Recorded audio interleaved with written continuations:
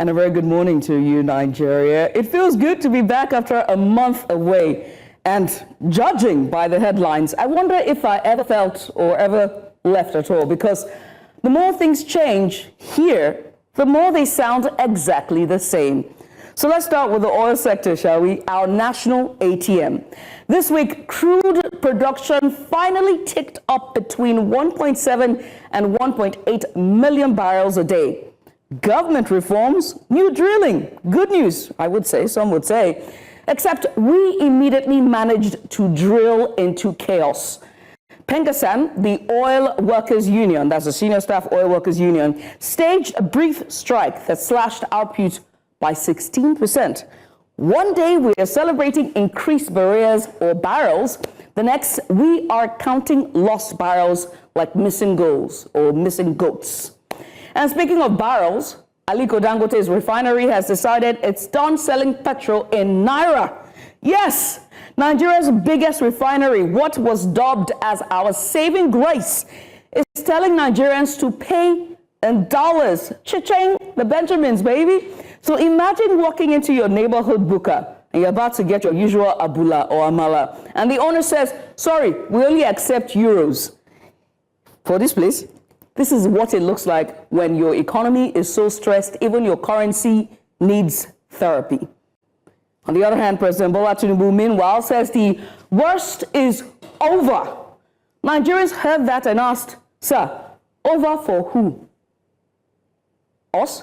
Because inflation is still strangling households. There's few queues that are growing and food prices are laughing at our paycheck. It's so bad I don't even have pockets.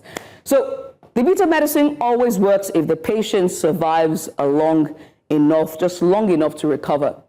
So elsewhere, tragedy shadowed the week. In Abuja, TV presenter and lawyer Somtochukwu Maduagwu fell to her death while fleeing armed robbers. And our heart goes out to her, and for her sake, I am wearing pink today to honor her. And in Kogi, a boat accident on the Niger River claimed at least 26 lives. In Kwara, 12 forest guards were gunned down by bandits. Now, 3 different states, one grim theme, which is Nigerians are running, rowing, and working for their lives, and too many are not making it back home. So as if the hardship wasn't even enough, nature added its reminder. Flash floods, swimming pools in people's homes. It swept across parts of the country, displacing families and drowning farmlands, while state governments again discovered that rainfall in Nigeria is somehow an annual surprise. They were shocked. But in the midst of all of this, in the midst of everything, Nigeria marked 65 years of independence. The National Arts Theatre in Lagos has been renamed after Nobel laureate, and that is none other than the cultural icon himself, Wole Soyinka. It is now permanently carved into our landscape and renamed after him. A small but bright spot in a week of stormy clouds. So here we are, barrels rising and falling, Naira wobbling on its own, leaders promising, citizens mourning, floods threatening, culture enduring. I will say welcome to Nigeria, where the news never takes a holiday, even though I try to. But apparently, I just did. And believe me, it is good to be back. Ladies and gentlemen,